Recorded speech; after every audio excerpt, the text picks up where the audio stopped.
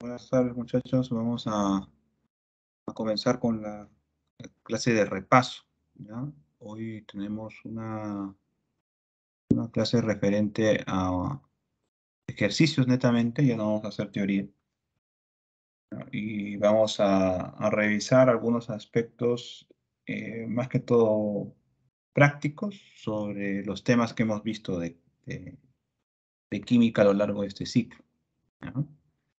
Eh, Como les decía, no vamos a hacer teoría, ya, no vamos a hacer más teoría. Simplemente vamos a rescatar los conceptos que hemos estado viendo y lo vamos a aplicar en la resolución de problemas, ¿ya? Así que eso va a ser esta semana, solamente una semana de resolución de problemas de química, ¿ya? Entonces ahorita empezamos, ¿no?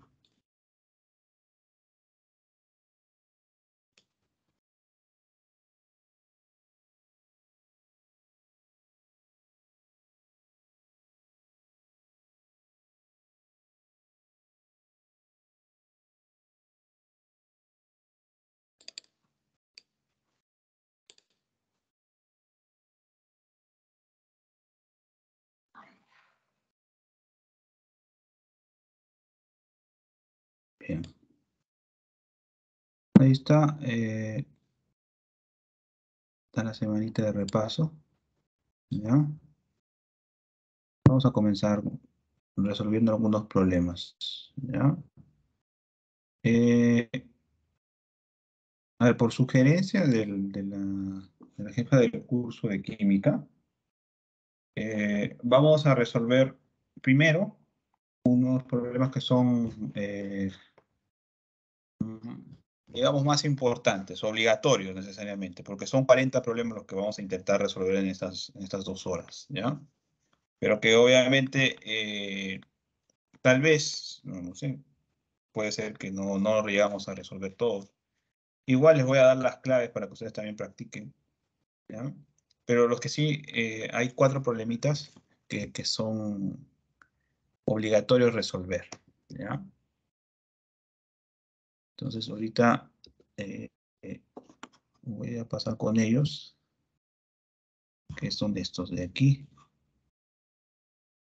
¿ya? Pues con esto vamos a empezar, ¿ya? Bien. Entonces acá nos habla sobre los fuegos artificiales, que son vistosos, agradables a la vista, sobre todo en la noche, dice, por los colores que emite. Sin embargo, se sabe que a través de ellos se contribuye al calentamiento global y a la liberación de partículas muy finas, afectando la calidad del aire, poniendo en la salud pública, etc. Los diversos colores que se observan se debe a la absorción de energía por determinados átomos y su posterior emisión de energía equivalente a los colores de la radiación electromagnética. Con respecto selecciona la alternativa que contiene al científico que planteó el fenómeno de absorción y emisión a través de los átomos. Eh, Nosotros, aunque no en la teoría atómica, en la estructura atómica específicamente, no damos mucho en los principios de, de los diversos modelos atómicos que se deberían tener en cuenta, ¿no? Debido a que es más que todo un recorrido un poco histórico y a la vez también especializado, porque necesitamos de un conocimiento previo, que es la mecánica cuántica, por lo menos en unos primeros principios, ¿ya?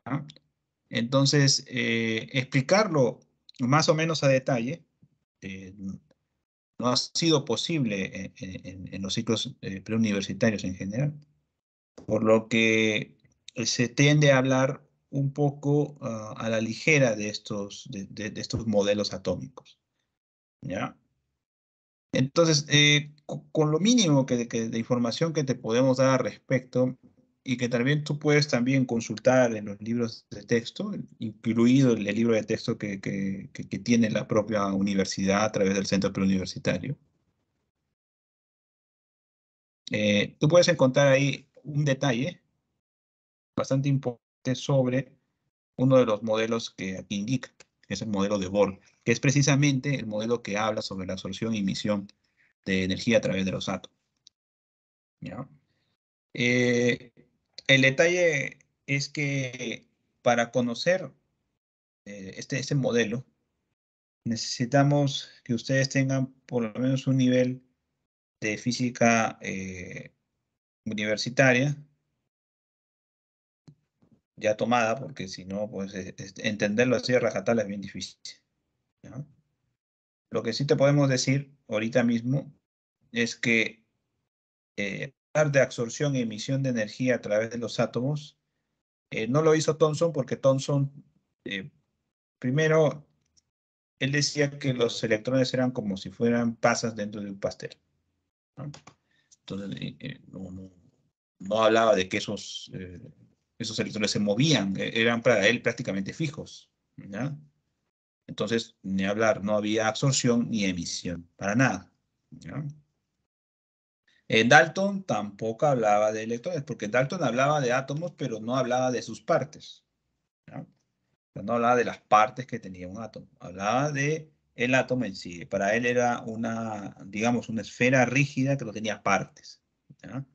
Y cada una de esas esferas tenía de repente una particularidad, ¿no?, específica y diferenciadora en cada átomo, pero no tenía partes. Él no sabía que tenía electrones, que tenía protones, que tenía neutrones, no sabía eso. Así que el modelo de Dalton, pues, no tendría sentido hablar aquí de que se planteaba un fenómeno de absorción de energía a través de los electrones, ¿no?, que son los que precisamente eh, son los que emiten energía y lo podemos percibir por medio de luces, ¿no? Claro, esos son millones y millones de átomos que van liberando energía y eso se traduce en una cierta longitud de onda y eso lo vemos en nuestros ojos con un determinado color, ¿no? Ahora, Rutherford tampoco hablaba de eso.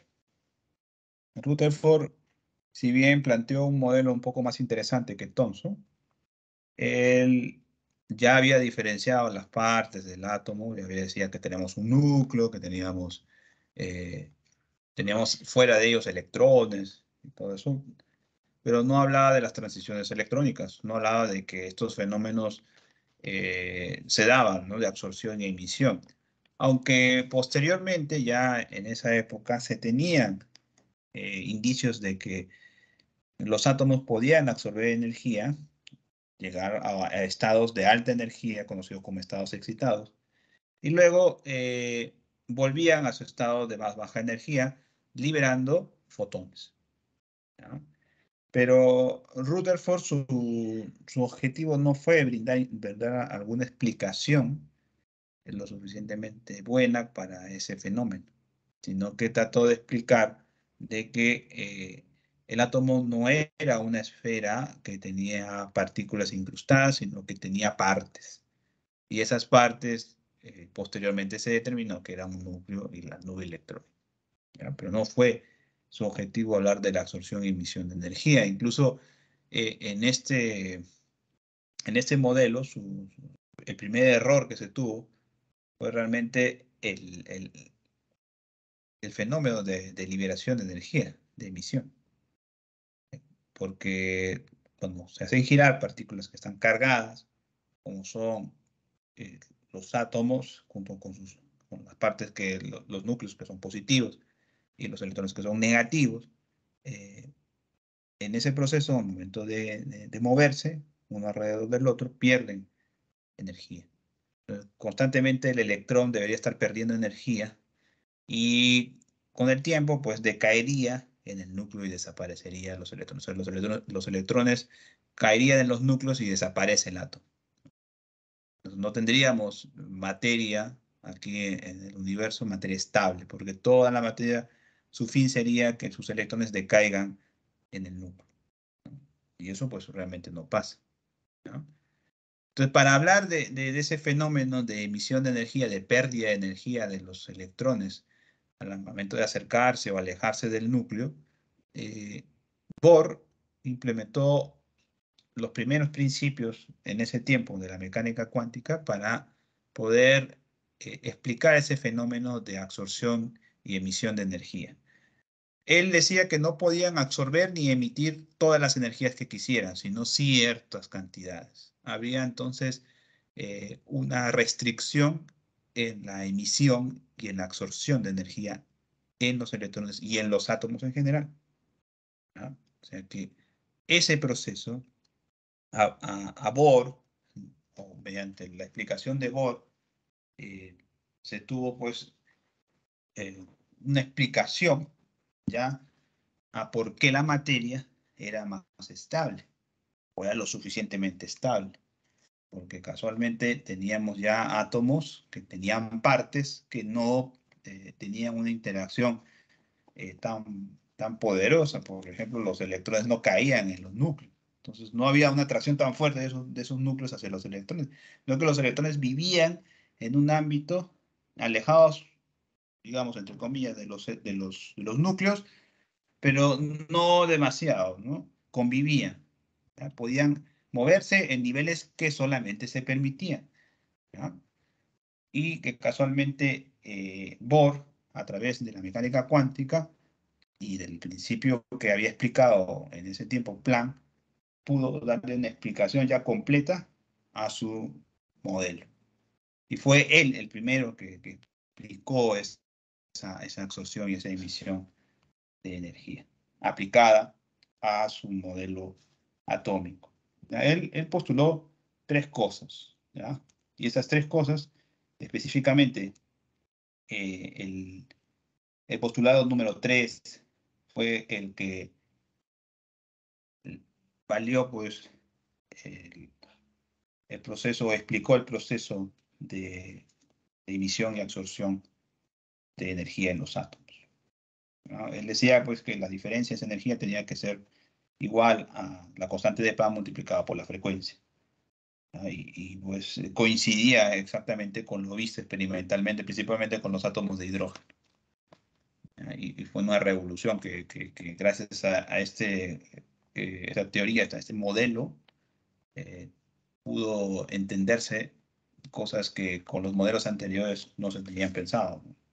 Por ejemplo, el espectro de emisión y de absorción de algunos elementos se podían explicar mediante la teoría de Bohr, ¿no? Entonces aquí eh, la respuesta sería de Bohr, ¿no? ¿Por qué no Rödinger? En realidad Rödinger también tendría alguna, algún mérito en explicar la absorción y emisión. Su modelo también lo puede explicar, no hay ningún problema, pero fue posterior al, ¿no? Por eso es que acá el que planteó, digamos, por primera vez este fenómeno fue Bohr, antes que Rödinger. Rödinger también hay un planteamiento acerca de la absorción y la emisión, pero fue en base a lo que había dicho Bohr, ¿no? Digamos que el modelo de Rödinger es un modelo amplificado, mejorado del modelo de Bohr, ¿no? Bien. Esa pregunta también, digamos que está dentro de las preguntas obligatorias. Nos dicen que es importante leer todas las fichas técnicas de las sustancias tóxicas químicas cuyos cambios de estado dependen de la temperatura y la presión. Así tenemos que a ciertas condiciones la presión, el yodo, dice, sublima de 25 a 30 grados, el ozono se congela a menos 192 grados centígrados y el mercurio funde a menos 39 grados centígrados. El azufre rómbico hierve a 113 grados centígrados. Al respecto, eh, relacionen los cambios físicos de las sustancias mencionadas con la denominación de la temperatura a la cual suceden los cambios. A ver, el cambio de yodo molecular de sólido a gas, eso se llama sublimación, ¿no? Entonces acá hablaríamos de un punto de sublimación, ¿no? El punto de sublimación. El cambio del ozono líquido a ozono sólido es un punto de congelación, ¿no? El cambio de mercurio sólido a líquido, ese es punto de fusión, ¿no? Y el cambio del azufre ortorrómbico de líquido a gas es ebullición, ¿no? Entonces ya está definido, ¿sí? Todos ellos son cambios físicos, ya no involucran pues, una transformación química, no involucra un enlace químico en ninguno de los casos. El yodo sigue siendo yodo luego de haber pasado por un proceso de sublimación. El ozono sigue teniendo 3 átomos de oxígeno de pasar del líquido al sólido. Igual el mercurio, de sólido al líquido, o sea, al fundir, él sigue siendo mercurio, no cambia su composición, sigue siendo la misma. Y el azufre rómbico pasa de líquido a gas a través de la ebullición, pero sigue teniendo 8 átomos de azufre y siguen todos los átomos teniendo el mismo tipo de enlace, no cambia, ¿no? Entonces acá la respuesta sería la C, ¿no?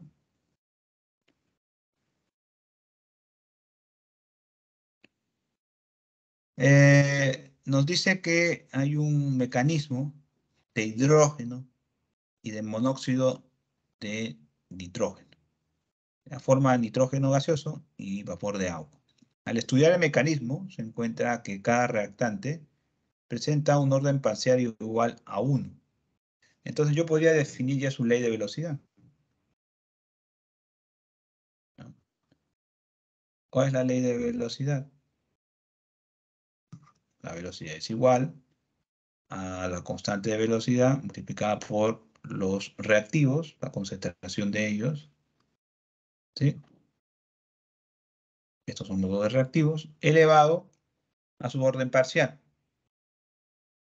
En este caso, el orden parcial, dice, es igual a 1, ¿no? Entonces, no coincide con sus coeficientes estequiométricos.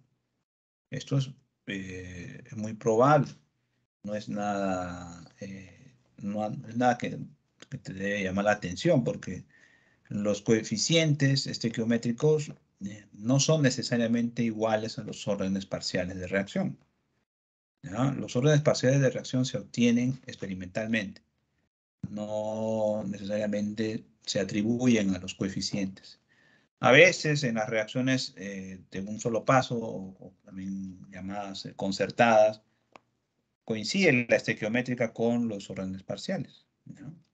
Pero en la mayoría de casos es preferible siempre medir este valor a través de los experimentos, ¿ya?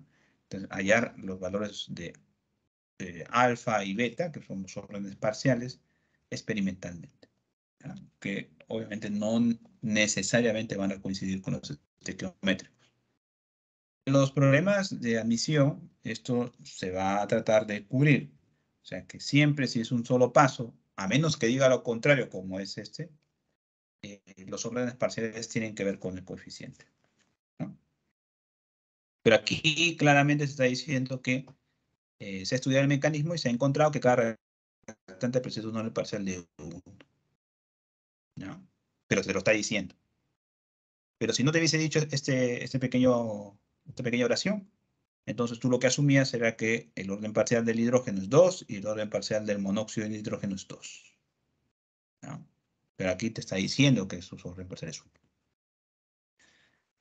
Ahora dice, señala la incorrecta. Dice, es una reacción compleja porque se lleva a cabo en más de una etapa. Es muy probable, ¿no? ¿Por qué podemos decir que es una reacción compleja? Porque primero, lo que vemos aquí es la reacción global. Esta de acá, ¿no? Es la reacción global. Es toda la reacción, sumada con todos los pasos que tiene. Si es una reacción que tiene 10 etapas, pues la suma de las 10 nos da eso que está ahí, ¿ya? Ahora, ¿qué más? ¿Qué más nos da indicios de que es una reacción compleja?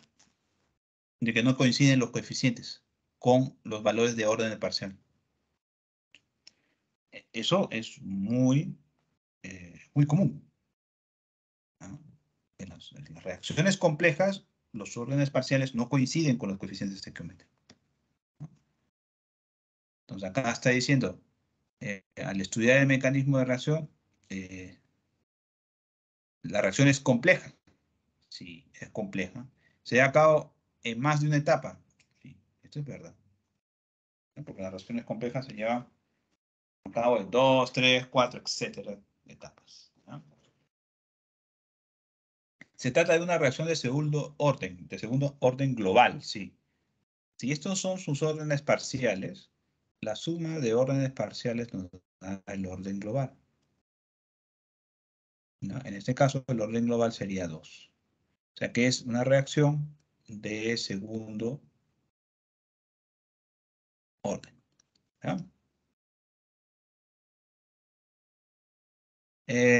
La unidad de la constante cinética es litros por mol por segundo. Sí, recuerden que si esta es la ley de velocidad y estos son concentraciones, ¿sí? Vamos a ponerlo acá. ¿Ya? Yo quiero hallar la velocidad en que se mide en química en molar por segundo. ¿Está bien?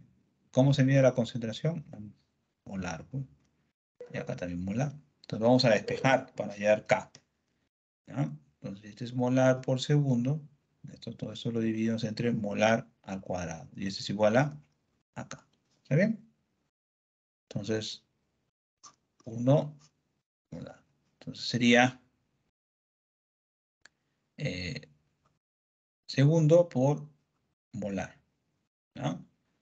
Ahora, todo esto es sobre 1. 1 entre segundo por molar. Pero molar es, ¿qué? ¿Te acuerdas?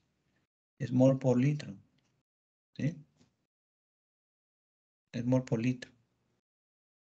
Entonces, ¿qué sería 1 entre molar? Sería litro por mol. ¿Sí? Litro por mol por segundo. ¿Sí? Y si eso lo pasamos a exponente, sería litro por mol a la menos 1 por segundo a la menos 1. ¿Sí? Y ya está. ¿No? Correcto. Está bien.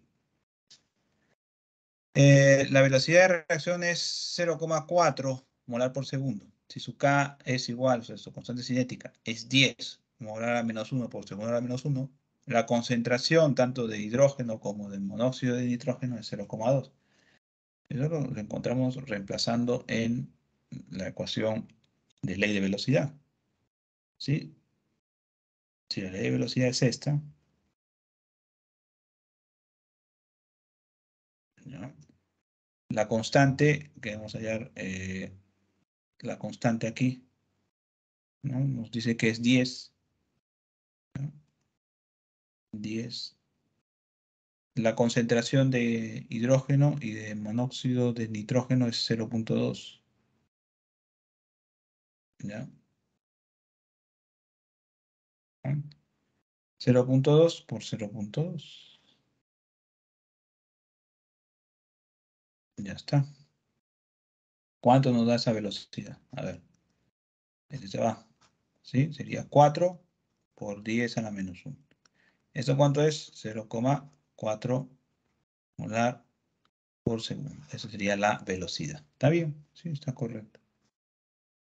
Es la última, dice. Su ley de velocidad se expresa como velocidad de reacción es igual a la constante por la concentración de nitrógeno por la concentración de agua al cuadrado, ¿no? Porque lo está expresando en función a los productos. Los productos tendrían influencia en la velocidad de reacción. Podría ser, ¿ya? Pero no es tanta la influencia como sí la tienen los reactivos, porque son casualmente los que generan la fuerza motriz para que se dé la reacción. Eh, los productos pues no generan, aunque de repente puede haber interacción entre ellos en algún momento y tal vez perturbar un poco a los reactivos cuando se está dando la reacción, ¿ya? Pero su influencia no debería ser demasiado grande, ¿ya? Debería ser moderada a casi nula. Entonces, por eso que la ley de velocidad se estipula principalmente en función a la concentración de los reactivos, que son los que dan origen a la reacción, ¿ya? Y no en función a los productos. Entonces eso está mal escrito porque la ley de velocidad está en función principalmente de la concentración de los reactivos, no de los productos. Por lo tanto, entonces, la respuesta es la E. ¿Ya?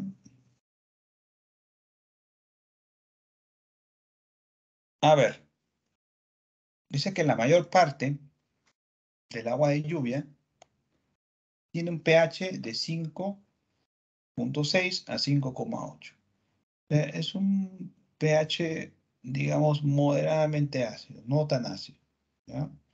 Y es debido a la presencia de ácido carbónico, que es importante mencionar que el ácido carbónico es un ácido, para la redundancia, pero es un ácido bastante débil, ¿ya? Que se forma por reacción del anhídrido carbónico, o sea, el CO2 y el agua. ¿Ya? Los valores de pH por debajo de 5,6, que en este caso sería eh, un valor extremo de la acidez del ácido carbónico, ¿ya? Por debajo de 5,6 se considera ya lluvia ácida. Por otro lado, las aguas, dice, de algunos arroyos tienen un pH igual a 7,9, un pH básico, porque han interactuado con ciertas sustancias que incrementaron su pH en algún momento. ¿Ah? ¿Qué puede ser? ¿A qué se puede deber esto? Bueno, tal vez es que en ese lago o laguna hay yacimientos de algún mineral que proporcione iones oxidrilo en solución. Y eso es lo que precisamente hace que aumente la, el valor de pH, se vuelva alcalino. ¿Ya? Bueno, marque verdadero y falso para las siguientes proposiciones. Dice, si un lago presenta pH de 6,5, se debe considerar como saludable para la vida acuática. Eh, la vida acuática, en general, debe tener un pH cercano a 7. 6,5 podría ser un extremo, ¿ya? Un extremo permitido, por si acaso, ¿ya? Pero por debajo de ese valor, ¿ya? Ya es malo. Ya no se tiene una vida acuática saludable, ¿ya? Podría existir, sí, pero la acidez ya es, de repente ya te puede causar estragos, ¿ya? Pero 6,5, perfecto, ¿ya? Lo más cercano a 7 posible. Si se mide el pH de una muestra de agua de lluvia, y es de 4,5, se puede decir que tiene ácido sulfúrico y ácido nítrico. Acá decía que por debajo del 5,6 se denomina lluvia ácida. Ahora tendrías que recordar quién conforma la lluvia ácida. ¿Sí? La lluvia ácida la conforman dos principales ácidos, el ácido nítrico y el ácido sulfúrico, ¿ya? Estos dos provienen de las emisiones de algunos gases, como es el caso del dióxido de azufre para el ácido sulfúrico y los óxidos de nitrógeno para el caso del ácido nítrico, ¿no? Estos dos son emitidos directamente a la atmósfera, por lo tanto son contaminantes primarios, ¿ya? Entonces, si se mide el pH del agua de lluvia y es de 4,5, se puede decir que contiene ácido sulfúrico o ácido nítrico, sí, porque esos son los responsables de disminuir el pH de las aguas. Habíamos hablado de un rango óptimo que es 6,5, pero ese 6,5 por debajo de ese valor es malo. El 4,5 está muy por debajo, ya es así. Si el agua de algunos arroyos supera el valor de pH de 7, es porque entraron en contacto con una base. Sí, porque recuerda que dentro de la escala de pH, ¿no? Tenemos que 7 es el centro, es un valor neutro, ¿no? Por encima de 7 es básico y por debajo de 7 es ácido. ¿Ya? Si acá dice que supera el valor de 7, entonces está contando con una base. Sí, ¿ya? Porque las bases son los que proporcionan las sustancias que tienen este comportamiento, digamos, de tomar los protones, o los iones hidrógeno en este caso, hacia sí mismos para poder neutralizarse a través de la formación de moléculas de agua. Eso según la teoría de Broglie-Lewis, la teoría de Arrhenius, ¿no? Las bases tienen esa particularidad de, en medio acuoso, liberar grupos oxidrilos, como es el caso de todos los hidróxidos solubles, y para el caso de la teoría de Broglie-Lewis, tendría que ser definido como aquella sustancia que es capaz de aceptar, ¿ya? De recibir un ion hidrógeno, ¿ya? Entonces, eso también es una base. ¿Está bien? Correcto. Entonces, acá esto estamos de acuerdo, ¿no? Si tiene un pH mayor a 7, pues evidentemente ha tenido contacto con alguna base, ¿ya? Por lo tanto, la respuesta será la A, ¿ya? Bien. Eh, ahora sí, ya cumplimos con estos 4 obligatorios, ¿ya? Vamos a ir con algunos de ellos, ¿ya? Para repasar todo. Vamos a empezar con esto. Para recordar los primeros temas, ¿no? A ver, dice que a nivel del mar la presión atmosférica es 1,01 por 10 a la 5 pascal.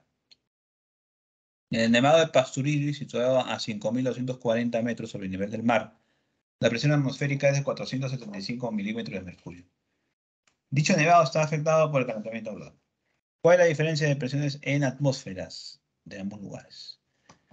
Bueno, recuerda que aquí, aunque no me están dando la equivalencia, este 1,01 por 10 a la 5 pascal, ¿no? Es la presión a nivel del mar. ¿Está bien? A nivel del mar, ¿no?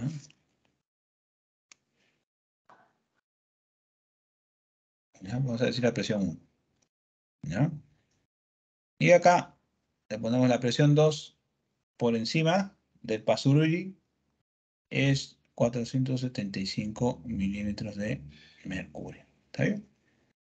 Ya. Ahora tengo que recordar los factores de equivalencia. ¿Sí? Los factores de equivalencia. ¿A cuánto equivale una atmósfera en pascal?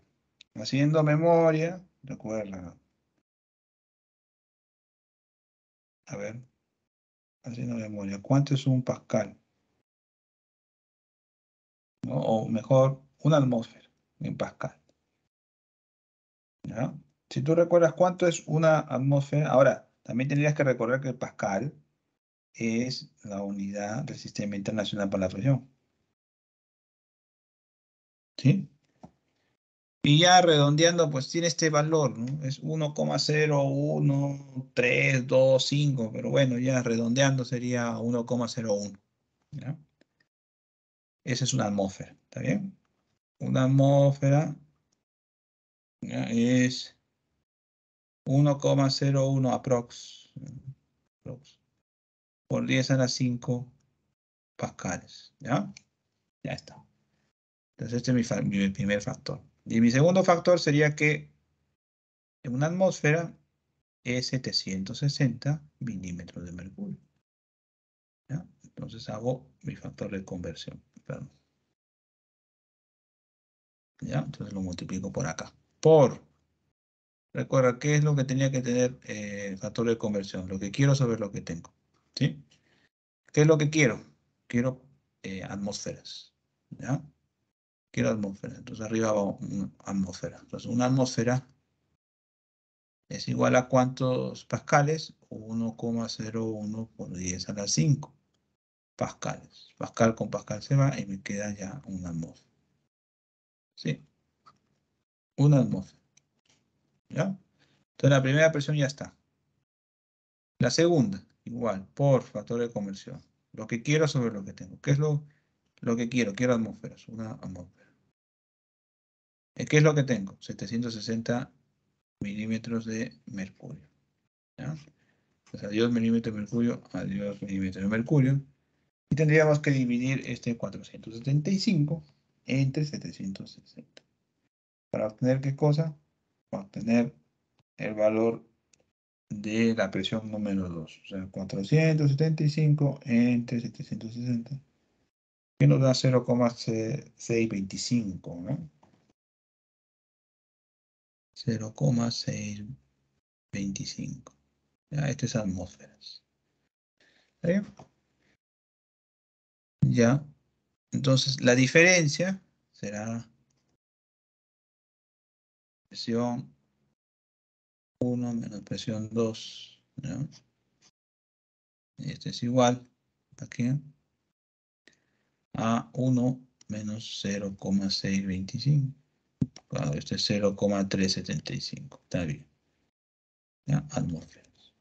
Correcto. Entonces la respuesta será la E. ¿No? Ahí está.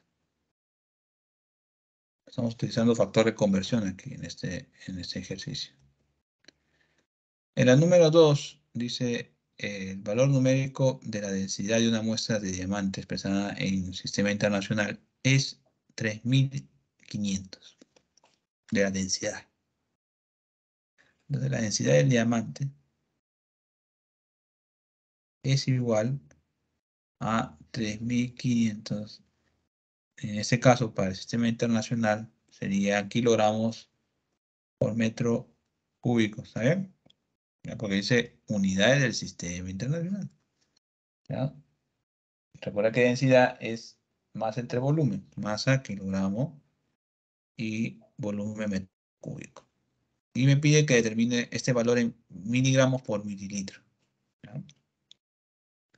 Entonces, otra vez, factor de conversión. ¿Ya? Lo podemos pasar primero a gramos y después a miligramos. ¿Está bien? Entonces, primero voy a eliminar kilogramos. ¿Está bien? Lo que quiero es arriba. ¿Sí? Entonces sería 10 al cubo gramos equivale a 1 kilogramo. ¿Está bien? Entonces va kilogramos con kilogramo. Listo. Segundo factor. Necesito que lo transformemos a litros. ¿Ya? De metro cúbico a litros. ¿Ya? Entonces lo que quiero es litros. ¿Ya? 10 al cubo litros. ¿Está bien? O sea, 1000 litros es un metro cúbico. ¿Ya? Es un metro. Perdón, acá estoy al revés. ¿Ya? Ya. Como acá está dividiendo, acá sería primero arriba, ¿ya? Un metro cúbico es 1000 litros, 10 al cubo litros. ¿Está bien? Ya está. Porque ese factor está al revés. Bueno, es que recuerda que se está dividiendo acá. No está multiplicando, está dividiendo. Porque le hemos dado la vuelta. ¿Ya? Entonces, ahora ya va a estar en qué? Pues ya va a estar en litros. ¿Ya? Entonces, mira, qué casualidad de la vida. Da lo mismo, ¿no? ¿Sí? Da lo mismo. ¿Ya? Está en gramos por litro. O sea que este diamante es 3500 gramos, ¿ya? Por litro. ¿Eh? Gramos por litro. Ahora, yo necesito en miligramos, ¿ya? Entonces lo transformo. 1 miligramo es 10 a la menos 3 gramos. ¿Sí? ¿Está bien? Porque se va este de acá. Segundo factor. Segundo factor. Entonces quiero mililitros. Sería entonces arriba lo que tengo, que sería 1 litro, y 10 al cubo mililitros. ¿Ya? Se va el litro, entonces, adiós litro. ¿Ya? Entonces sería el mismo valor, miren, ¿ya? Porque 10 a la menos 3 por 10 a la 3 es 10 a la 0, 10 a la 0 es 1. Entonces tendríamos que la densidad del diamante es igual a 3500 miligramos por mililitro. ¿Sí? Que esto en notación científica, acá la coma, 1, 2, 3. Sería 3,5 por 10 al cubo. Miligramos por mililitro. Ya está. Terminado. ¿Ya? Entonces la respuesta sería la E. ¿Ya? Ahí está. ¿Ya? Estamos refrescando en los temas donde usábamos factor de conversión. ¿No? Vamos a ese bendito factor de conversión. ¿Ya? Entonces, a ver, ejercicio 3. Tenemos, dice, un experimento de difusión de gases, ¿no? Se pone en un lado cloruro de hidrógeno y en el otro amoníaco. Entonces, dice, al respecto seleccione la alternativa que contiene la proposición o las proposiciones incorrectas, ¿no? Dice, se utilizó dos compuestos con similares propiedades y su unión es de tipo física. A ver, la unión que tiene este aparatito, ¿no? No es de naturaleza física, ¿eh? Porque si no, no ocurriría la formación del compuesto gaseoso blanco que es el cloruro de amonio, ¿ya? Porque casualmente estos cuando se encuentran, ¿ya? Forman un halo de color blanco. Ese halo de color blanco es este, el cloruro de amonio que se ha formado, ¿ya? ¿Ya? Entonces su unión es de tipo física, no, es de tipo química, ¿ya? Y son compuestos de similares propiedades, ¿no? Porque uno actúa como un ácido en solución acuosa y este actúa como una base en solución acuosa. Son de distintos, todo son compuestos diametralmente opuestos, ¿no?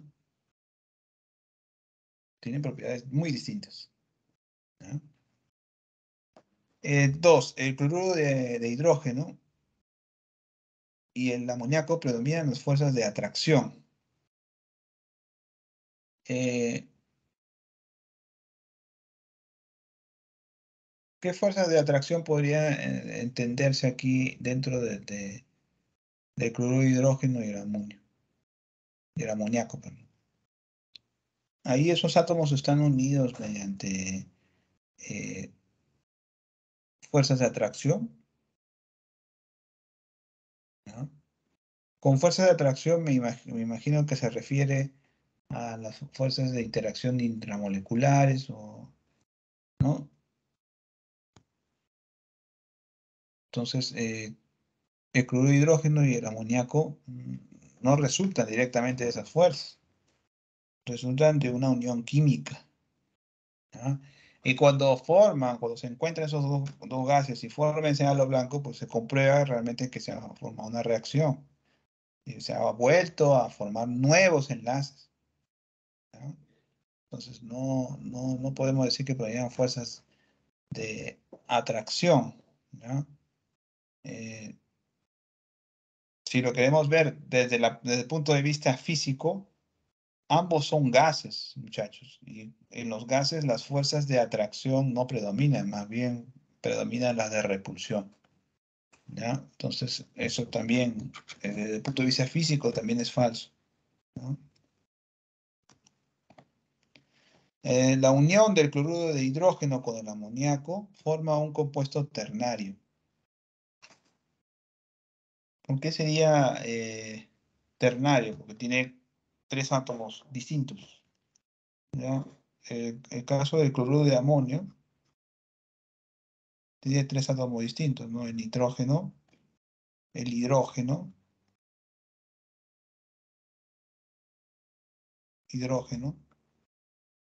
no importa que sean cuatro, es un solo elemento, y el cloro, ¿ya?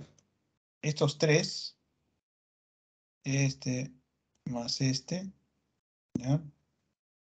Todos estos clasificaría el cloruro de amonio como un compuesto ternario, ¿ya? Porque tiene tres cosas distintas.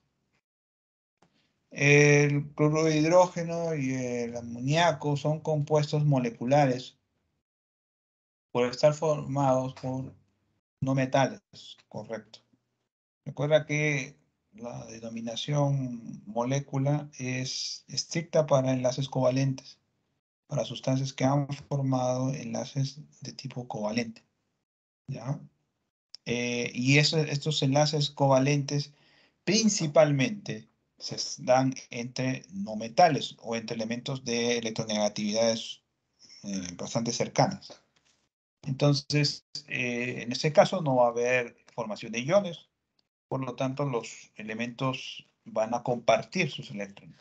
Y eso es en primeros principios en donde se habla del enlace, ¿ya? De un enlace no metálico, entre dos no metales de naturaleza covalente y que precisamente describen a los compuestos que está mencionando aquí el problema.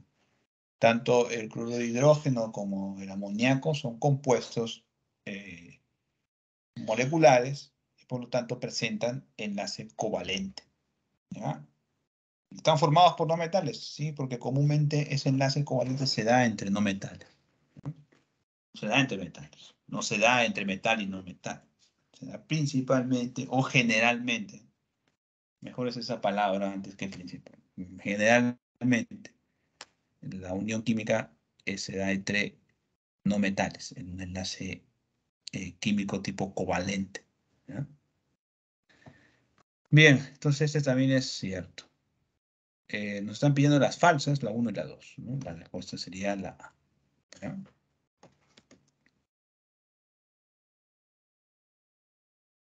Bien, según la composición de la materia, esta se puede clasificar como sustancia simple, le han puesto una S mayúscula, sustancia compuesta, una C mayúscula, mezcla homogénea, MHO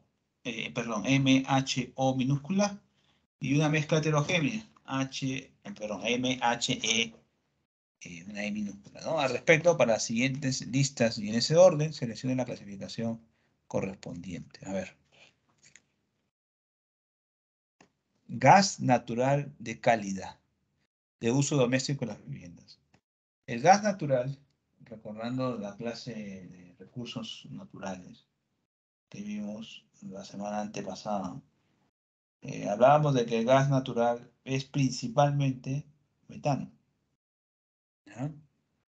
Principalmente metano. Pero, al decir principalmente, no quiere decir que su composición se acerque al 99.9%. No, ¿ya?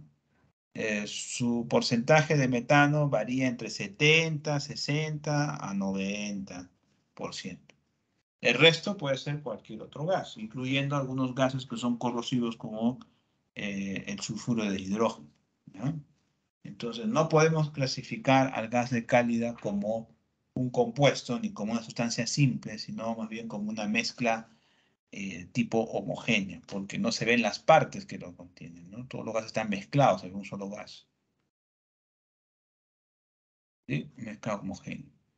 El gas ozono, usado para la desinfección de efluentes y efluentes en piscicultura. El gas ozono, ¿no?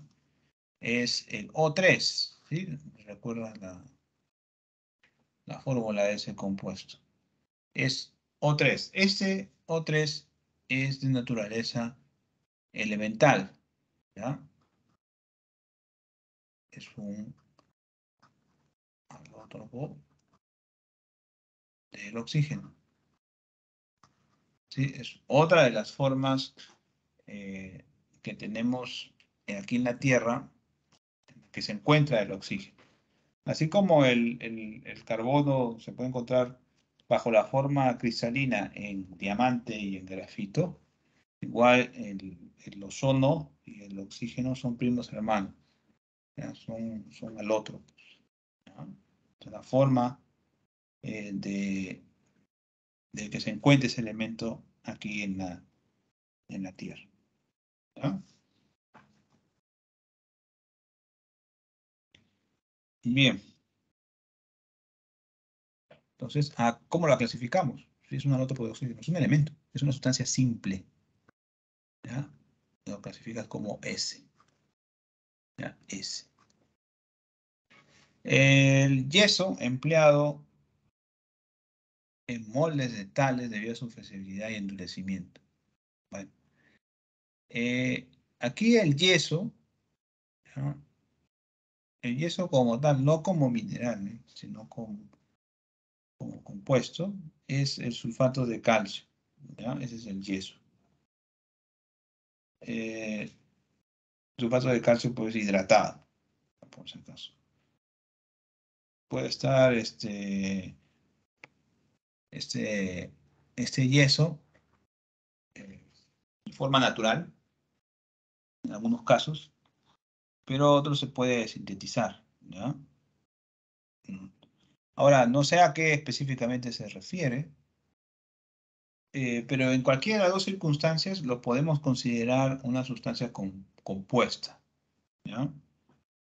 Eh, sí, ¿no? Porque no tendríamos otra acción, porque además, si es de tipo natural, claro, contiene otras partes, otras cosas, ¿no? Pero si es de origen sintético, ahí sí podríamos asegurarnos de que sea sulfato de calcio, pues al 99,9%. Y igual entra en la clasificación de sustancia compuesta, ¿sí? Es una sustancia compuesta, pero no lo puedo considerar una mezcla. Me refería a eso cuando es en forma natural, ¿ya? Entonces, habría que diferenciar eso, ¿ya? Bien, eh, entonces acá compuesto, ¿ya? El jugo de piña tiene propiedades diuréticas. El jugo de piña es una mezcla, ¿ya? ¿Por qué es una mezcla? Porque tiene varias partes. Además, hay partículas que sedimentan y eso ocasionaría que el sistema se divida en dos partes, o en tres tal vez, no sé, dependiendo de la cantidad de partículas que tiene.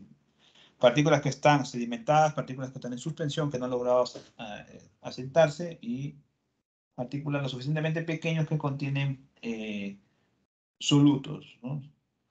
En ese determinado solvente que generalmente es agua, ¿no? O sea que habría por lo menos más de una fase existe, entonces no podría clasificarla como una mezcla homogénea, porque si tú te sirves un jugo de piña y lo dejas hasta mañana en, en tu mesa, vas a ver que se ha sentado, y ahí tienes dos fases. Entonces inmediatamente viene a la mente, ya, pues si tiene más de una fase, pues no puede ser homogénea, es heterogénea, ¿ya? Es para que te hagas una idea de lo que se ve ahí, ¿ya? Listo, entonces, la respuesta sería la C.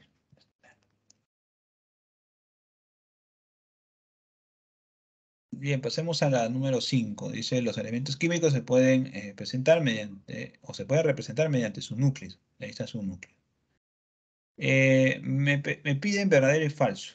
A ver, A y B son isótopos del átomo neutro del cloro. Ya, si son isótopos, tienen el mismo Z, ¿ya? Si son isótopos, ¿ya? Eh, si tienen el mismo Z, los tres, mira, los tres tienen el mismo Z, ¿ya? Lo que pasa es que a él yo no lo podría considerar como isótopo porque es una especie cargada. Los isótopos son átomos que tienen el mismo valor de Z, pero distinto valor del número atómico, ¿ya?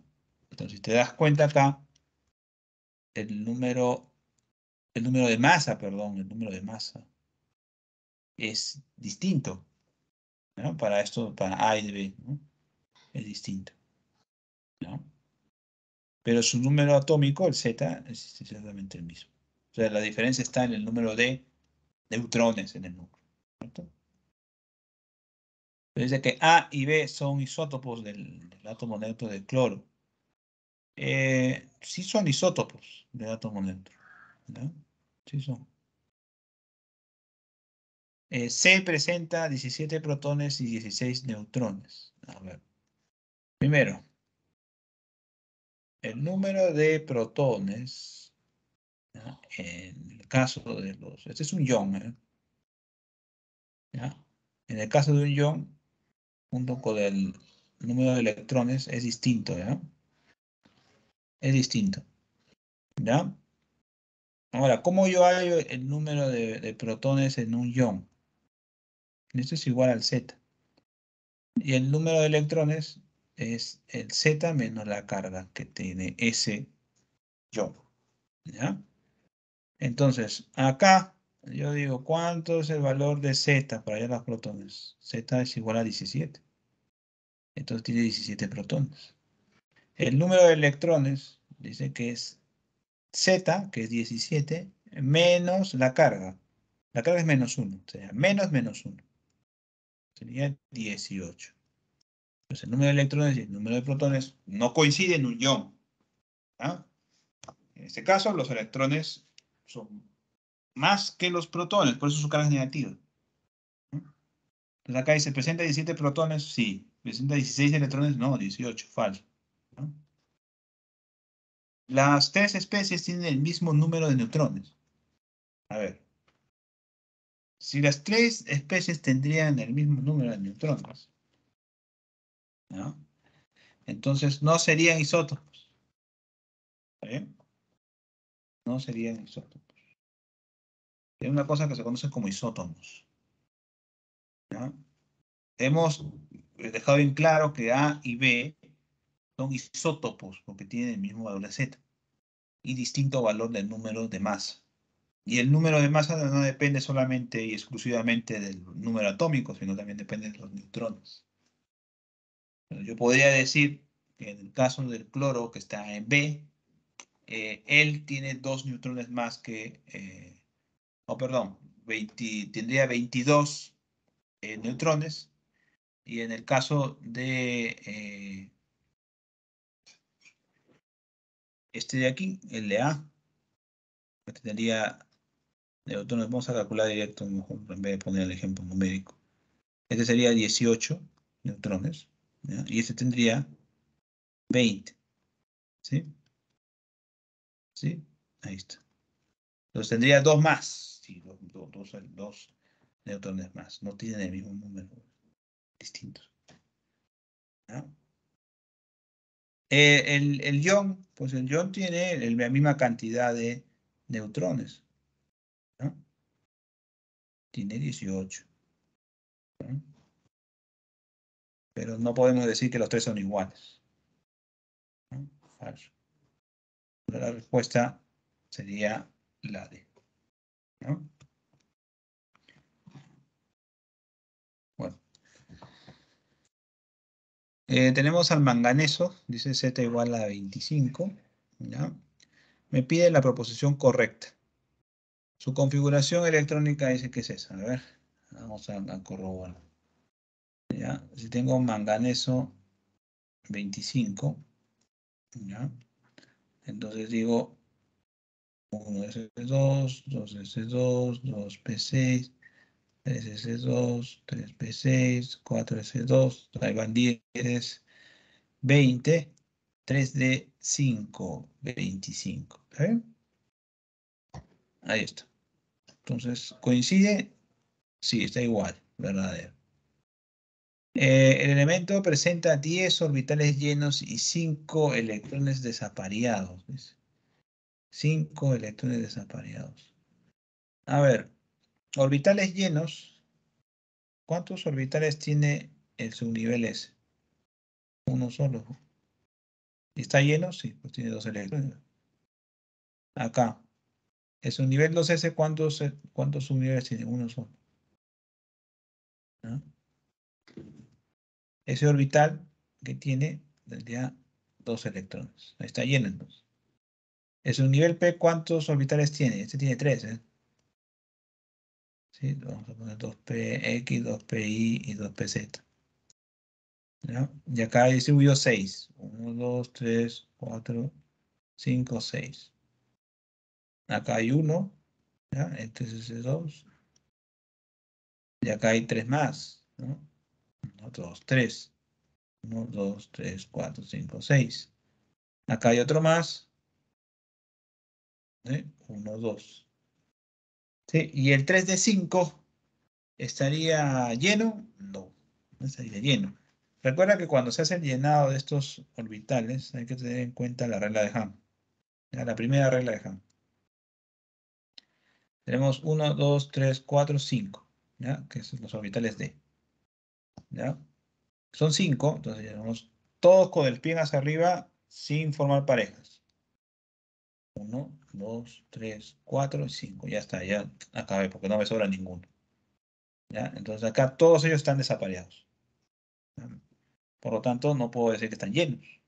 ¿Quiénes están llenos? Acá hay 1, 2, 3, 4, 5, 6, 7, 8, 9 y 10. Está correcto, hay 10 orbitales llenos. ¿Y 5 orbitales desapareados? Sí, pues hay 5.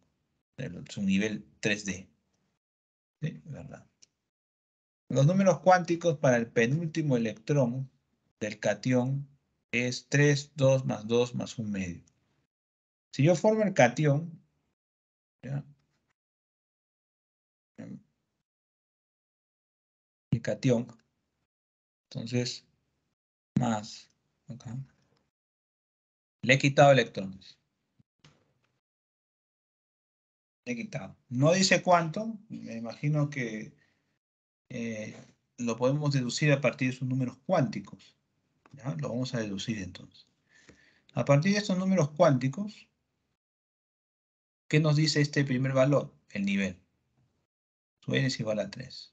Su L, este es el subnivel. L igual a 2, sería un D. ¿Sí? El ML, el número cuántico magnético, está en más 2 y el spin, ¿ya? Está en más 1 medio, o sea, hacia arriba. ¿Sí? Entonces dibujamos este orbital. ¿Sí? Sería el 3 de 5.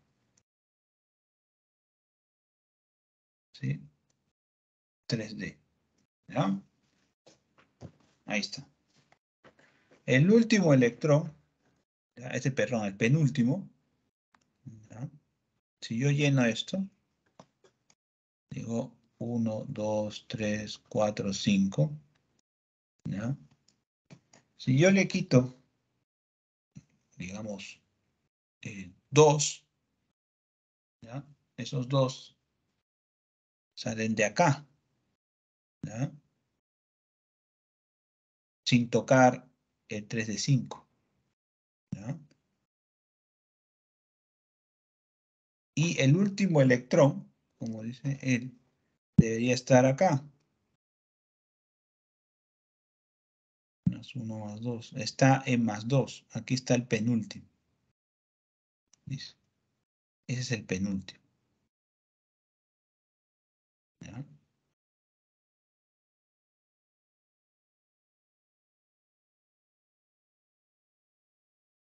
Entonces, nos dice, eh, si yo le quito un electrón, me quedaría 4s2. 4s2 menos 1. Entonces, sería 4s1. El número cuántico del penúltimo electrón, ¿ya? El penúltimo sería este de acá. En poner, ¿no? ¿Ya? Entonces coincidiría con el valor del número cuántico 3, 2 más 2 más 1 medio, ¿no? Porque este no podría ser nunca el penúltimo. ¿No? No. Yo le quito 2, por ejemplo. Vamos a quitarle 2 para poner más en claro esto.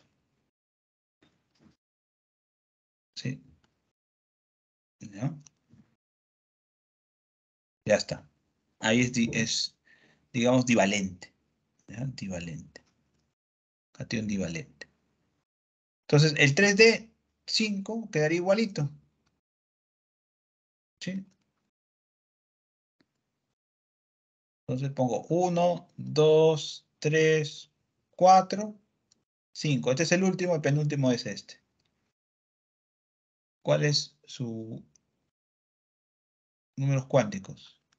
3, 2, más 1, pin más 1 medio.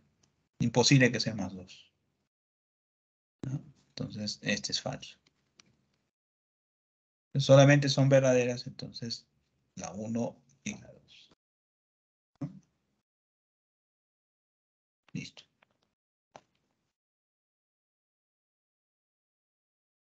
Pasemos al ejercicio 7. A ver. Eh, tenemos un Z igual a 11 del sodio. Vamos a ver. Z igual a 11. Ya, 1S2, 2S2, 2P6, 3S1. ¿Ya? 11. Listo. Dice, se ubica en el periodo 3, ¿sí? Porque su nivel máximo es el 3, periodo 3. ¿Ya? Grupo 1A, ¿sí? Porque su último nivel es el 3S1, un electrón nomás tiene 1A, o 1 moderno. ¿No? Este es el grupo Cas, este es el grupo Yupa. ¿No? Eh, entonces acá estaría bien, ¿no? Correcto, está bien. ¿Pertenece a la familia de los metales alcalino-térreos? No, porque este es a los alcalinos, así de secas. Este es de los metales alcalinos. ¿No? Alcalino-térreo sería para el grupo 2A. ¿No? Es un metal del grupo de los elementos representativos. ¿Cómo sé si es representativo o no? O si es de transición, tal vez. Fácil. Fíjate en el último término. El último término termina en S. Los del bloque S y P son representativos. ¿Ya? Los del bloque D y F, de comillas, son de transición. ¿Sí? Son de transición. ¿Ya? Entonces, si termina mi configuración en S, es representativo. ¿Ya? Entonces, verdad. Listo. Verdadero o falso verdadero. La respuesta es la A. ¿No? A ver, el azufre. Marque verdadero y falso sobre el azufre 16. Azufre 16. Sería 1S2, 2S2, 2P6, 3S2, 3P4. ¿Ya? Para que sea 16. ¿Ya? Entonces, grupo primero. ¿Representativo o de transición? Termina en P, representativo. Número de grupo A. Para saber el número de grupo, tengo que ver los electrones del último nivel. El último nivel es 3.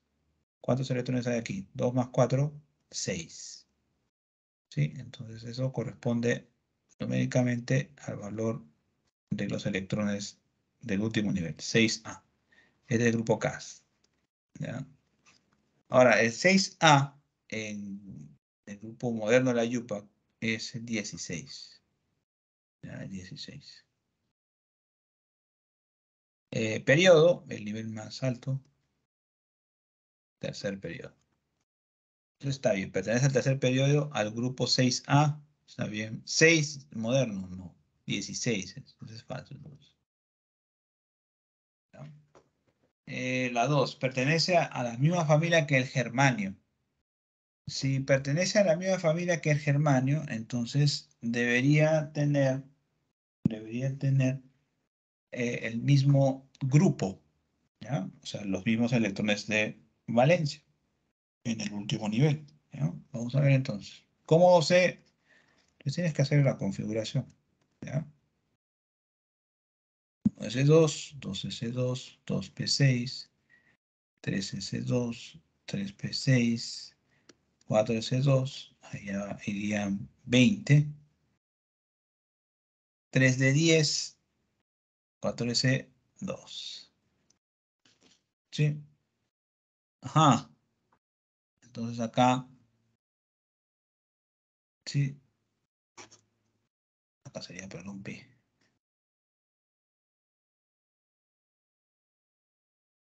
Ya está. Entonces, lo voy a borrar mejor porque no se ve, no está bien. Acá es P.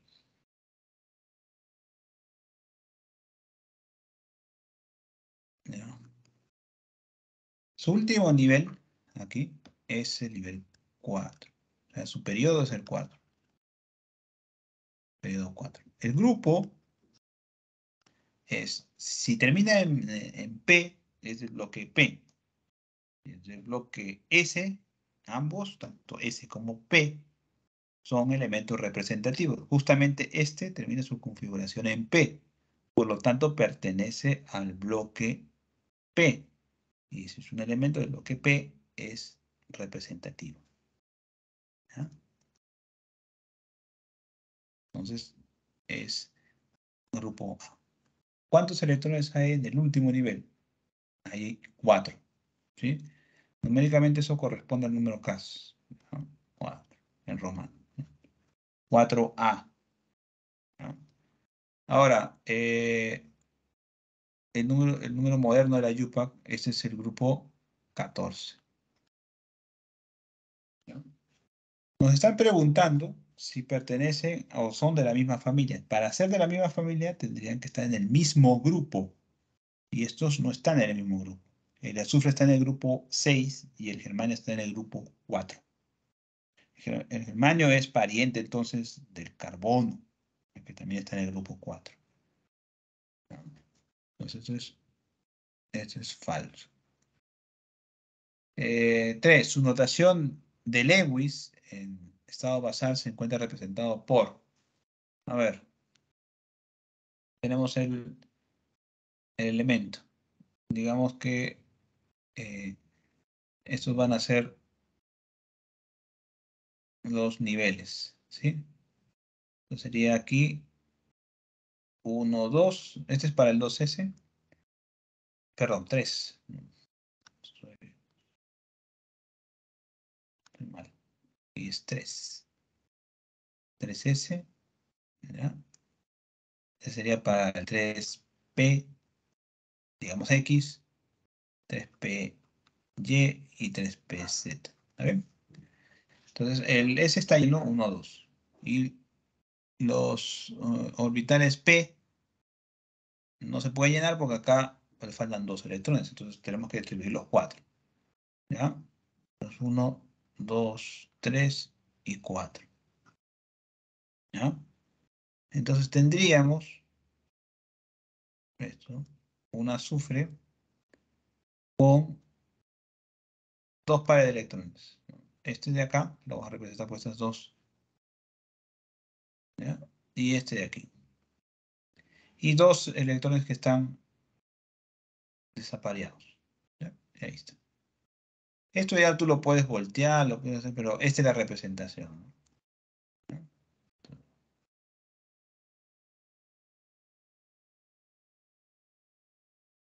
¿Ya? Entonces ahí está.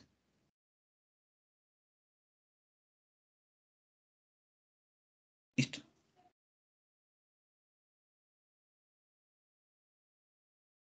¿Ya?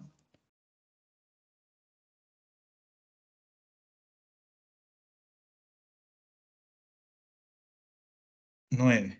A ver. Veamos acá. Eh, Nos habla de la tabla periódica. Selecciona la alternativa que contenga la fórmula del primero y del segundo compuesto respectivo de su tipo de enlace. Nos dice, 2 sales de bromuro tienen aplicaciones medicinales, pero dada su toxicidad ya no se emplea. El primero de estos compuestos contiene a un metal cuyo átomo tiene 2 electrones de valencia y está ubicada en el segundo periodo de la tabla periódica. Y el segundo contiene a un metal cuyo átomo tiene un electrón de valencia y está ubicado en el cuarto periodo. ¿Ya? Todos son sales de bromo. Entonces el bromo para las dos sales, es decir, sal 1, es el no metal. ¿Está bien? Y para sal 2 sigue siendo el bromo. ¿Ya? Como son sales binarias, ¿correcto? Porque no tienen oxígeno, ¿ya? Son sales de bromo nada más con otro elemento metálico. El bromo tiene estado de oxidación -1. Pues nos interesarían los metales nada más, dependería del metal, ¿ya? Entonces dice acá, el primero de estos compuestos tiene un metal cuyo átomo tiene 2 electrones de valencia y está ubicado en el segundo periodo, ¿ya? Segundo periodo, ¿ya? Y tiene 2 electrones de valencia, ¿ya? O sea, 2 electrones en el último nivel y está en el segundo periodo, ¿ya? Entonces quiere decir que está en el segundo nivel. 1s2, 2s2, 2p, ¿ya? Entonces yo podría decir, bueno, ya acá cumple, hasta acá cumple, ¿ya? Porque hasta ahí tengo 2 electrones de valencia y el periodo es el 2, ¿ya? Entonces puedo decir que este de acá, el 1s2, 2s2, es el que va a formar el compuesto. ¿Esto a qué se refiere? Al berilio. Este es berilio, ¿ya? Berilio 4, ¿ya? Entonces puede ser una sal de berilio, ¿ya? ¿Ya? Entonces acá le ponemos, en este caso, 2, ¿ya? 2. Ya. La segunda sal. El segundo contiene, dice, a un átomo metálico cuyo átomo, ¿ya? Cuyo átomo tiene un electrón de valencia y está ubicado en el cuarto periodo. Un electrón de valencia, ¿ya? Un electrón de valencia, cuarto periodo. P6, 3S2, 3P6, 4S. Mira, ahí ya llega el cuarto y tendría un solo electrón ya acá. Entonces con eso ya mínimo ya cumplo, ¿sí? Entonces sería 10, 19. ¿Sí? Ah, ya. Entonces su Z es igual a 19. Entonces, ¿quién sería? Ah, mira, ve. Potasio. Entonces este es potasio. Potasio 19. ¿Está bien? Potasio 19. Entonces acá ponemos potasio. ¿Ya? Listo. ¿Completamos? No, pues porque este es -1 y este es +1, se neutraliza. Acá sí teníamos que completar porque este es +2. Y este es -1, por eso le puse acá 2. ¿Ya? Listo. Entonces las sales serían el bromuro de berilio y el bromuro de potasio. ¿Ya? ¿Qué tipo de enlace tienen? Bueno, el berilio por sí mismo no podría formar enlaces iónicos porque su energía de ionización es muy alta. Él preferentemente forma o tiene una química de naturaleza covalente, ¿ya? Entonces, no podríamos tener una química iónica en estos casos. El bromuro de potasio sí, eso es iónico, ¿ya? Pero el bromuro de berilio no, entonces es covalente. Entonces, ahora, otra forma de saberlo es que yo más bien diría que es complementario lo que acabo de decir, no determinante, ¿eh? Eh, es a través de la electronegatividad. La electronegatividad te puede dar indicios, es una herramienta que te podría ayudar a completar la idea, ¿no? Si la diferencia de electronegatividad en estos casos, entre el bromo y el berilio, ¿no? Si nos damos cuenta es 1.3, ¿ya? Entonces debería ser, ¿ya?, lo suficientemente grande como en el caso del potasio, ¿no? Mayor a 1.9. Si es menor, entonces ahí sí viene el problema, que es covalente, ¿no? Entonces acá la diferencia entre el berilio y el bromo es 1.3, ¿ya? Entonces haría que sea su química preferentemente covalente, antes de que sea iónica, ¿ya? Iónica es por encima del 1.9, ¿ya? Ya está. Entonces, comprobado. La respuesta sería la B, ¿ya? La número 10. Tenemos estos compuestos, el oxígeno, el dióxido de carbono y el amoníaco. Marque verdadero y falso. Dos sustancias presentan solo fuerzas de London y en una de ellas predomina el puente de hidrógeno. ¿Cuál? A ver.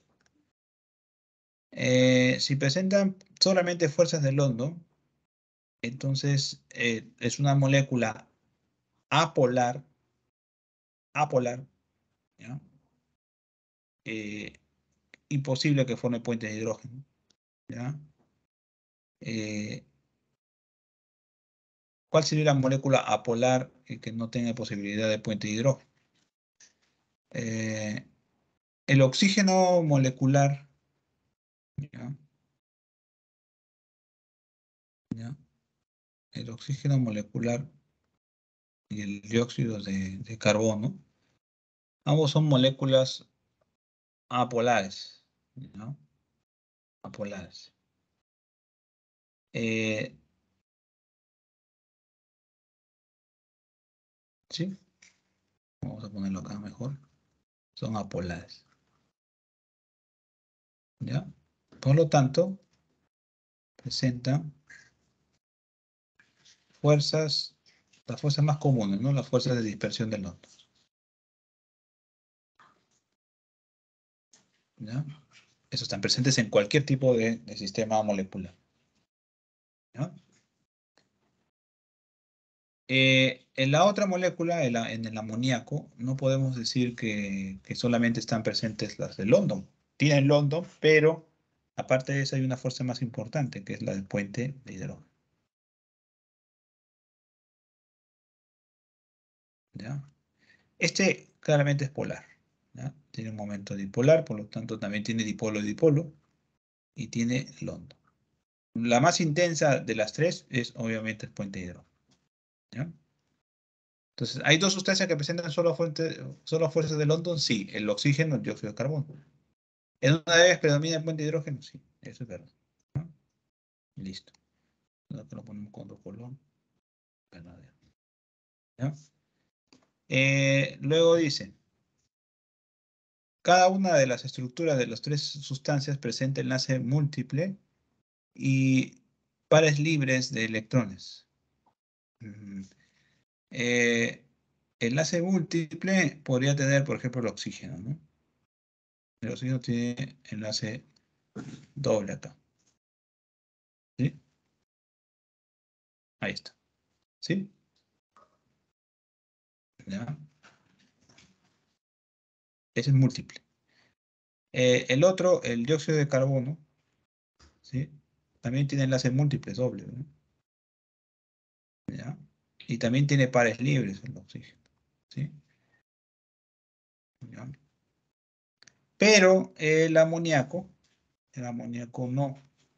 Aunque tiene par libre, sus enlaces son simples, no son múltiples, ¿ya? Entonces el oxígeno tiene enlaces múltiples, y el dióxido de carbono también tiene enlaces múltiples, pero el amoníaco no, no, el amoníaco no tiene, ¿ya? Por eso es falso. Eh, Entre las moléculas, ¿no? Entre las tres sustancias, presentan un total de 9 pares libres de electrones y 6 enlaces covalentes. A ver, enlace covalente, 1, 2, 3, 4, 5, 6, está bien, ¿sí? Sí, así hay 6, ¿no? ¿Cómo lo contabilizo? Pues lo contabilizas con eres un enlace, ahí habrían 3 entonces. 4, 5 y 6. Está bien, 6. ¿Ya? Los pares libres, a ver, vamos a poner los pares libres en otro color. Acá hay un par libre, acá hay otro par libre. 2, 3, 4, 5, 6, 7, 8. Y este par libre del amoníaco, 9. ¿Sí? Entonces hay 9 pares libres de electrones y 6 enlaces covalentes. Sí, correcto. Ahí está entonces. Verdadero. ¿Ya? Por lo tanto, la respuesta sería la de avión. ¿Ya? Siguiendo, a ver. Siguiente. Aquí vamos a practicar un poco de nomenclatura. A ver. Los óxidos metálicos son compuestos usados en diversas aplicaciones, por ejemplo, el dióxido de titanio, ¿no? Empleado como pigmento. El óxido de calcio y el óxido de plomo. Al respecto, seleccione las proposiciones correctas. A ver, el nombre stock de dióxido de titanio es óxido de titanio 4. ¿Cómo sabemos eso? Analizamos el estado de oxidación del titanio. Del oxígeno sabemos que un óxido es menos 2. Entonces, menos 2 por 2, menos 4. Para que todo sea 0, más 4. Entonces, más 4 es el estado de oxidación del titanio. Bueno, entonces, un óxido, óxido de titanio.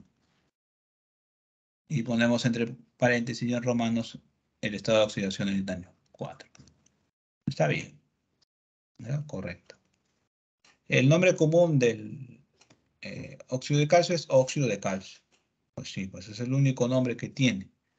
Ya, casualmente, como tiene un solo estado de oxidación, pues es mucho más fácil determinar el nombre. Y generalmente, pues los nombres tanto Yupa como Stock y la nomenclatura común coinciden en eso, ¿no? Es óxido de calcio. ¿Ya? El nombre sistemático del PbO2 es dióxido de plomo, sí, ¿no? Dióxido de plomo. ¿Ya? El nombre Yupa de ese compuesto. ¿Sí? Entonces sería la E de elefante. ¿Ya? La respuesta. A ver, seguimos. A ver, perdón, 12. Los hidrácidos, dicen, ¿no? Al mezclarse con agua forman la fase acuosa, y son ácidos hidrácidos. Marque la alternativa que presenta a la relación correcta. Fórmula y su nombre. A ver. Acuérdate que la diferencia entre un hidrácido y un ácido hidrácido es simplemente el estado de agregación. Los hidrácidos son gases y los ácidos hidrácidos son acuosos. ¿Ya? Entonces, aquí nos dice el fluoruro de hidrógeno y pone HF acuoso. No, cuando es acuoso es un ácido ya. Ya no se llama fluoruro de hidrógeno. Deja de ser fluoruro de hidrógeno y pasa a ser ácido fluorhídrico. Ya, eso está mal. ¿No? B, dice HBr gas. Ese es un hidrácido. Y acá dice ácido bromídrico. No, si estuviera en acuoso, aquí estaría bien, pero aquí está en gas. Entonces en gas se llama bromuro de hidrógeno. Luego dice H2S, gas. Otra vez, si es gas, no puede ser ácido. ¿Ya? Entonces, el ácido sulfídrico es cuando está en solución acuosa. HI, acuoso, ácido iodídrico. Eso sí estamos de acuerdo. Este sí. Ya es el ácido iodídrico. ¿Ya? HCl acuoso, cloruro de hidrógeno. No. Si fuera gas estaría bien, pero es acuoso. Acuoso sería ácido clorhídrico. ¿Ya? Entonces la única que cumple con la relación correcta sería la D, ¿no? Entonces ya está. ¿Ya? La D. Esta es la respuesta. ¿Ya? Pero mucho ojo, fíjense el estado de agregaciones importantes, ¿no? Vamos a ver otro problema. La 13. A ver. sobre reacciones químicas. Cuando el hierro elemental se disuelve en ácido sulfúrico, se produce un gas, el hidrógeno, ¿no? Y el sulfato ferroso, ¿no? Posteriormente, si el hidrógeno formado en la anterior reacción se combina con el gas nitrógeno, a elevadas temperaturas se forma gas amoníaco, como único producto. Al respecto, seleccione respectivamente las reacciones químicas que se llevan a cabo. Tengamos en cuenta de que acá, en esta reacción, no nos están dando directamente la reacción, sino más bien nos están contando cómo es la reacción. Eso se estila bastante ahora. Entonces tenemos el hierro y hacemos reaccionar con ácido sulfúrico, ¿ya? Hierro sólido, ácido sulfúrico, ¿ya? Y llegamos hacia hidrógeno molecular, gas y sulfato ferroso, ¿ya? Acuoso. ¿Bien? Dice, posteriormente el hidrógeno formado en la reacción anterior se combina con el gas nitrógeno a bajas temperaturas y se forma el amoníaco. Ya vamos a poner por acá la otra reacción. ¿Sí? El hidrógeno gas con el nitrógeno gas, ¿ya? Se crea el amoníaco. En realidad esto es un equilibrio, ¿ya? Al respecto, seleccione respectivamente las reacciones químicas que se llevan a cabo. Esta es una reacción de desplazamiento simple, ¿ya? La primera. ¿Por qué desplazamiento simple? Porque el hierro desplaza al hidrógeno, ¿ya? Entonces, desplazamiento simple, ¿ya? Luego, eh, en el otro caso, tenemos una reacción de síntesis. Mira, y se están sumando esas dos. Es una síntesis, ¿sí? O adición también le dicen, ¿ya? Entonces, la respuesta sería la C, ¿no? Es un desplazamiento simple y adición, ¿ya? Una reacción de adición, ¿ya?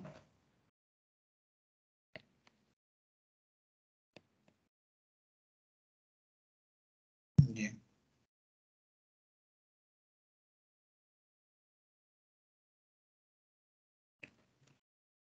Eh, dice que en una planta termoeléctrica de Chilca se quema metano para generar energía eléctrica con impactos medioambientales menores. Y su combustión es la siguiente, ¿está? Determine la suma de coeficientes estequiométricos. Bueno, habría que recordar el método del tanteo, ¿no? Acá, ¿sí? ¿Cuántos carbonos tenemos? Uno solo, acá hay uno solo. Hidrógenos, acá hay cuatro, acá hay dos. Y oxígeno, acá hay dos. Y acá hay dos. Ah, más uno, tres. Entonces veamos. Eh, tenemos estos. Y este de acá. Estoy tratando de dejar un espacio para poner los coeficientes, ¿ya? A ver. Con respecto al hidrógeno, podríamos poner aquí 2. ¿Ya? Eso me lo voy a poner. Directamente 2. ¿Ya? 2 serían 4 hidrógenos, 4 hidrógenos. Está bien. Ahora tendría 2 oxígenos más 2, 4. Acá hay 2. Le pongo 2. ¿Sí? Ya estaría carbono 1, carbono 1. ¿Sí? Pues ya está. ¿Sí? Entonces la suma sería 2 más 2, 4 más 2, 6. Ya está. Balanceado, ¿no?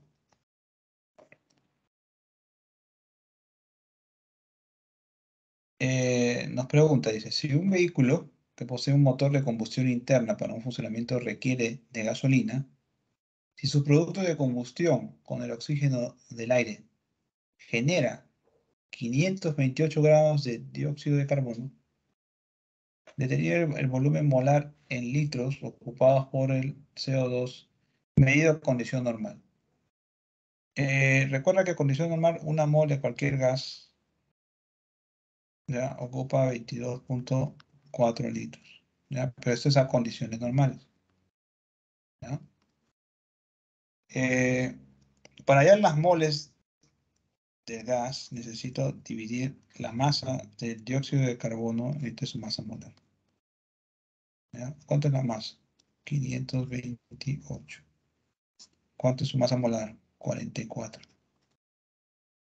¿Ya? Entonces sería 1, ¿sí? 2, 12, ¿sí? Son la cantidad de moles de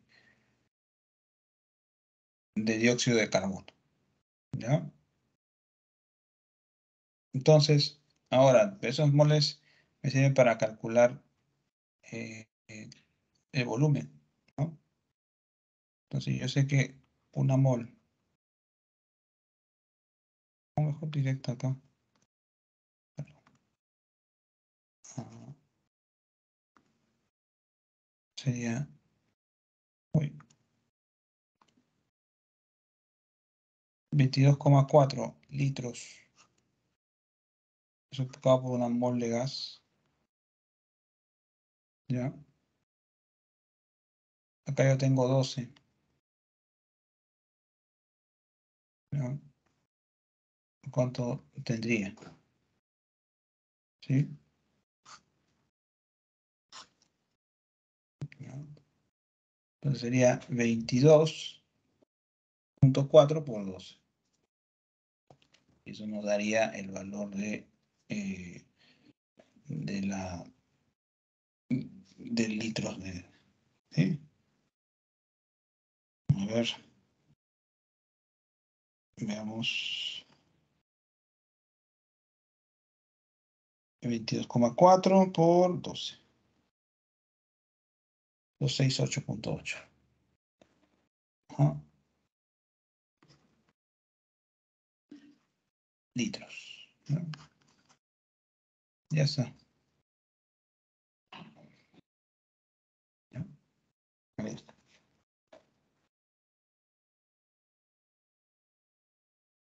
Muy bien.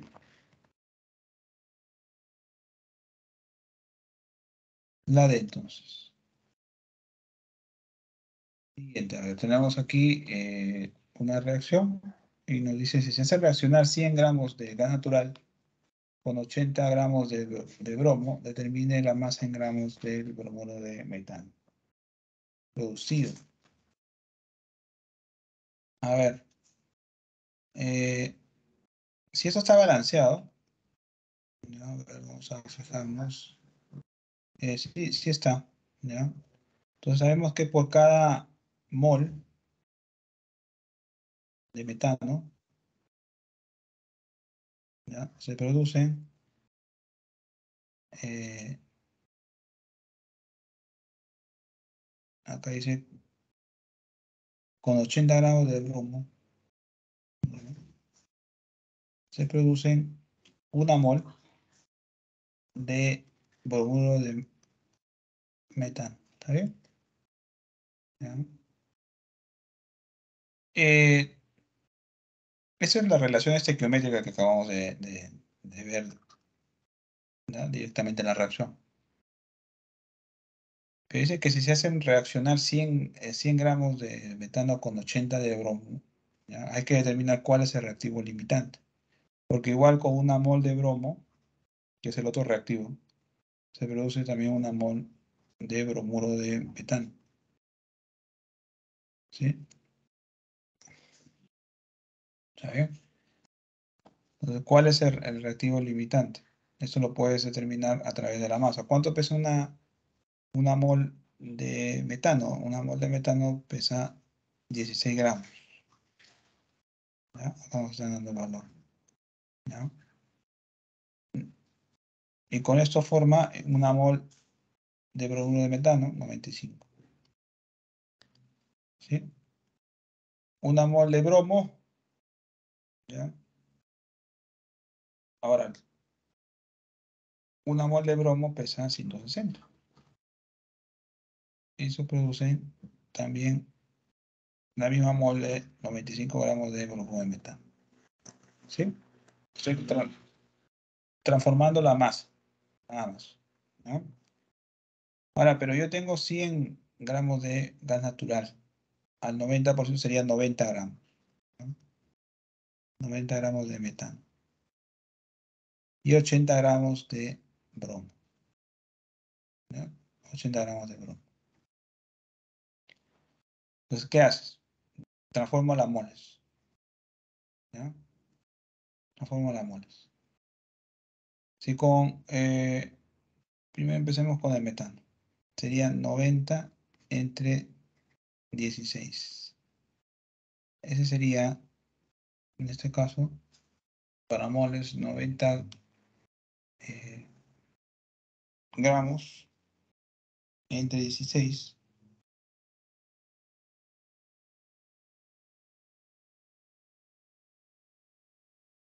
5.625, ¿no? Y las moles de bromo molecular sería 80 entre 160, o sea 0,5. ¿No? Entonces, si con una mol de metano creo una mol de bromuro eh, de bromuro de metano, y con una mol de bromo, la misma mol, entonces veamos que estos dos están en la misma relación, 1 a 1. Con una mol, ahora relacionado una mol de metano con una mol de bromo. ¿Sí? Pero si yo tengo 5 moles de metano, debería tener 5 moles de bromo, y tengo menos. ¿Sí? Entonces este es el que se va a acabar primero, porque hay menos cantidad. ¿No? Entonces a partir de bromo yo debo hacer el cálculo. Este es el reactivo limitante, entonces. ¿Sí? Limitante. Ese es el reactivo limitante. ¿Ya? Entonces, como es el reactivo limitante, yo a partir de él voy a hacer todos los cálculos. ¿Sí? Entonces, 0,5, que sería en moles, obviamente. ¿Ya? 0,5 moles nos da 0,5 moles de bromuro de metano. ¿Sí? Porque está en la misma relación. De bromo nos genera la misma 0,5 moles de. Ahora, ¿cuánto pesa esos 0,5 moles de bromuro de metano? Sería el 0,5 por 95. Esta es la masa de bromuro de metano. Entonces yo multiplico mi 0,5 por 95 y me da 47,5. Entonces esa es mi masa de bromuro de metano. ¿Ya? Por lo tanto, la respuesta sería ahí. ¿Ya? Ahí está.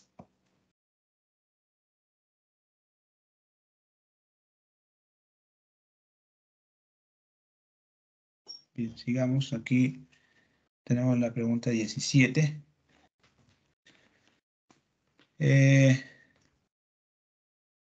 Bueno, tenemos sobre la ley de Boyle, de Charles y de Gay-Lussac.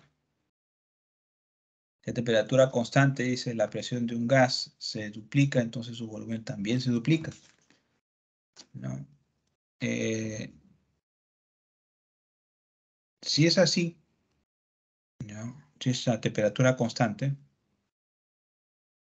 se cumple que la presión y el volumen están relacionados inversamente. ¿sí? Entonces, a mayor presión, menor volumen.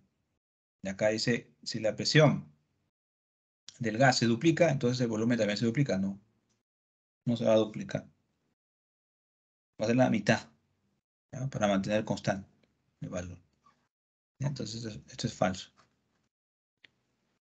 Si en un proceso isobárico, o sea, a presión constante,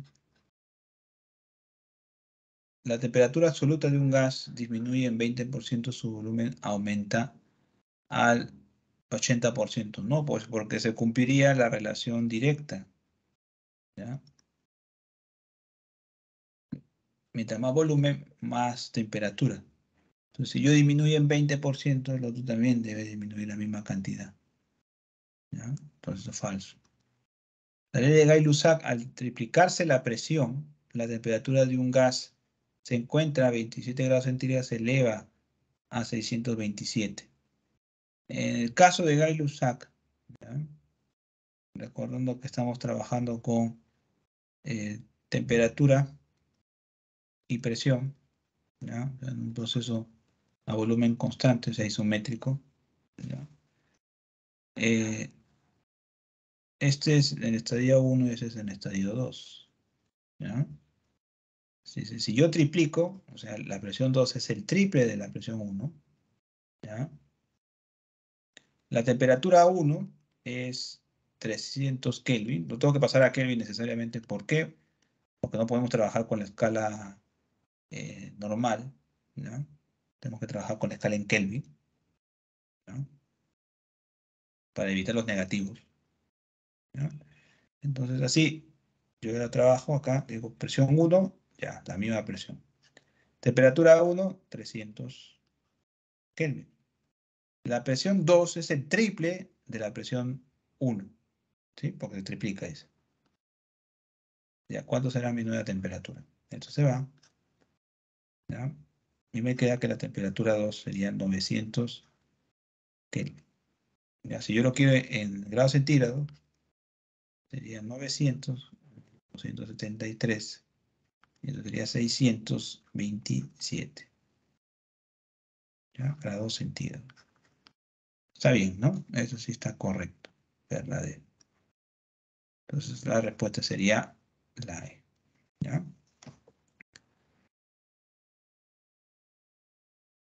Bien. ¿Cómo vamos de tiempo? Bueno, ya no nos queda mucho tiempo, entonces aquí les dejo las claves. La 18 sería la letra D, ¿ya? 18D. 19, letra C, ¿ya? La 20, letra D, D de dedo. La 21, D de dedo. La 22, igual, la D de dedo. La 23 también, D de dedo. 24, casa, C de casa. La 25, B de bueno. La 26, la D de dedo. 27, E. 28, E. 29, C de casa. 30, B de bueno. 31 también la B de bueno. 32 la A de avión. 32 A de avión.